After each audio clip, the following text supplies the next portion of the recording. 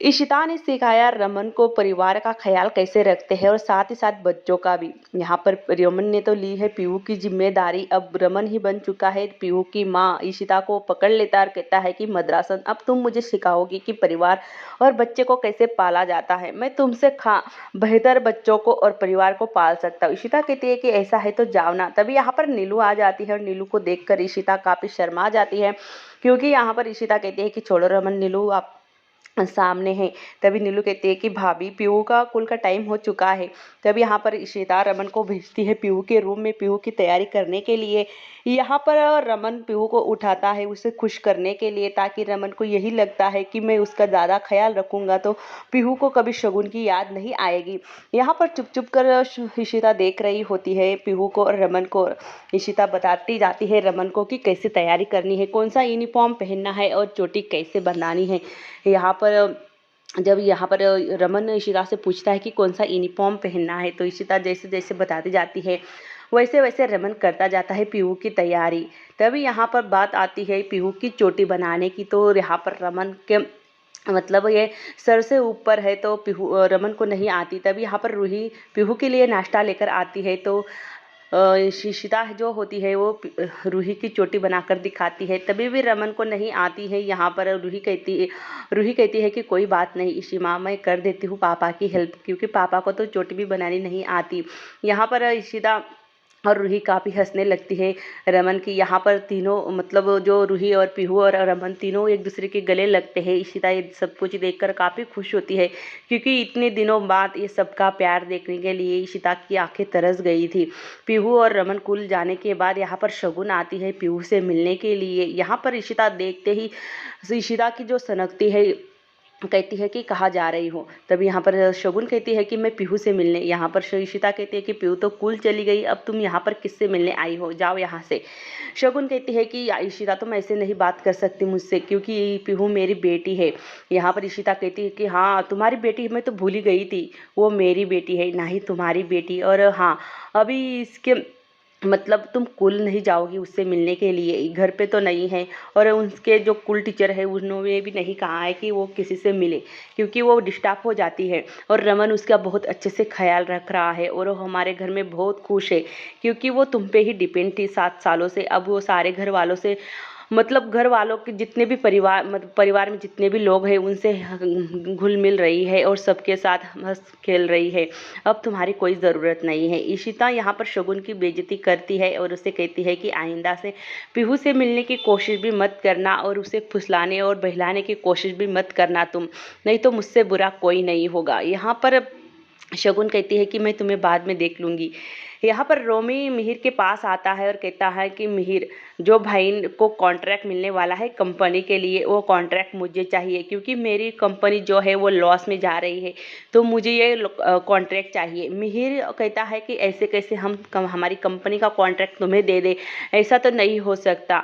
मतलब रमन भाई बिजी है तो इसका ये मतलब नहीं है कि मैं कंपनी संभाल नहीं सकता। मैं इस कंपनी का सीईओ हूँ और इस रमन भाई ने ये सारी जिम्मेदारी मुझ पे दी है। और रमन भाई यहाँ पर होता तो वो भी यही कहता आपसे कि ये कॉन्ट्रैक्ट तुम्हें नहीं मिलेगा। तुम्हें इतना दम है तो तुम अपनी दम पे ये कॉन्ट्रैक्ट हासिल करके देखो, फिर मेरे पास आना। यहाँ पर सॉरी, यहाँ पर मिहिर और रोमी की दोनों की हाथापाई शुरू हो जाती है और दोनों एक दूसरे पे टूट पड़ते हैं।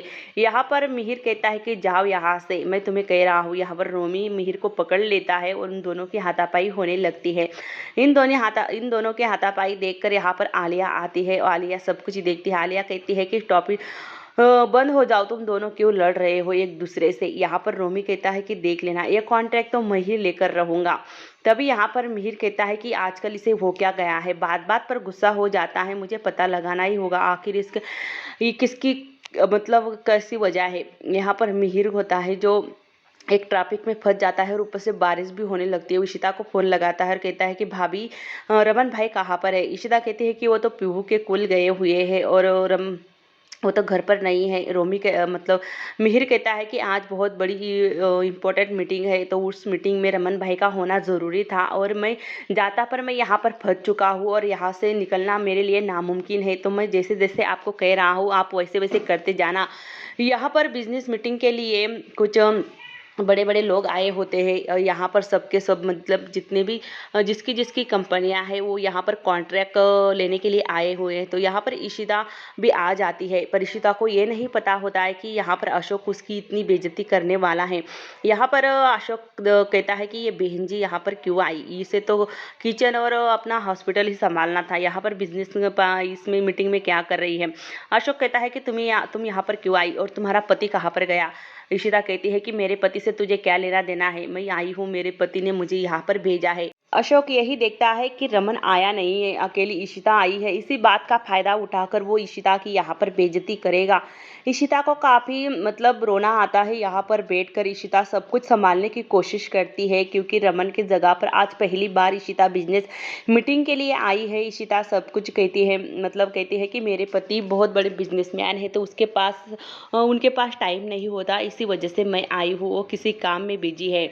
यहाँ पर अशोक कहता है कि मैं इशिता जी, मुझे जहाँ तक पता है कि आप एक डेंटिस्ट हो और एक किचन संभालने वाली हाउसवाइफ हो, तो यहाँ पर आपकी कोई ज़रूरत नहीं है, आप यहाँ से जा सकती हो। और हाँ, आपके पति को भेजना, आपसे ये मीटिंग हैंडल नहीं होगी और ना ही आप ये कॉन्ट्रैक्ट जीत सकती हो।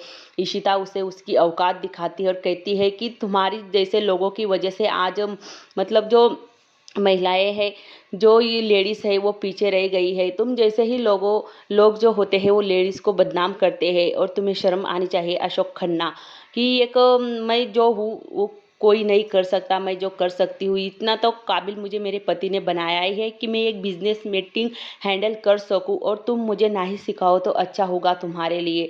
तुम तो हर वक्त लेडीज़ का ही सहारा लेते हो, कभी किसी का तो कभी किसी का। मैं नाम नहीं लेना चाहती, पर मुझे हाँ, जैसे मुझे पता है तो तुम्हारा औरतों के सिवाय कुछ चलता नहीं है। यहाँ पर अशोक कहता है कि जैसे ही इशिता के मुंह से निकलता है कि मेरे पति ने मुझे भेजा है, तभी यहाँ पर अशोक कहता है कि अभी तुमने क्या कहा? पति?